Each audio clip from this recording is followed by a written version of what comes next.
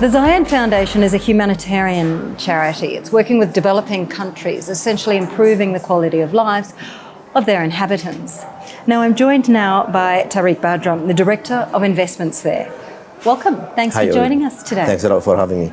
So tell me a little bit about the Zayed Foundation and the work that you do there. Yeah, the Zayed Foundation, actually, I work in the investment department of Zayed Foundation. Our ultimate goal in the investment department is to apply sustainability to to Zayed Foundation in order to meet their charitable and donation programs. How do you decide on the investments that you make? Yeah, actually, we have like an asset allocation on a place. We in Zayed Foundation, we are not a direct investor. We consider ourselves as like indirect investor. We rely on fund managers. Our portfolio consists of a fund manager that investing in different parts of the world. Geographical spread, we are in the Far East, US, Europe, and the Middle East as well. When you are talking about Zayed Foundation, we are an endowment fund. So the risk factor is quite important. So we don't compare ourselves with other sovereign funds. The risk appetite of Zayed Foundation is then different. So we act alongside with other peers, other endowment funds. Here we are talking about a target of a single digit instead of a double digit figure. And in that way, we mitigate the risk by being diversified in our portfolio. Well, what is the risk tolerance that you have in your portfolio? Look, usually we have a parameter we should not breach. There is a standard like a volatility we should not breach. So as I said before, being a diversified is a very important factor.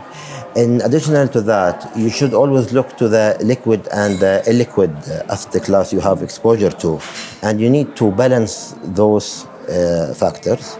We invest in the listed equity and private equity and the venture capital.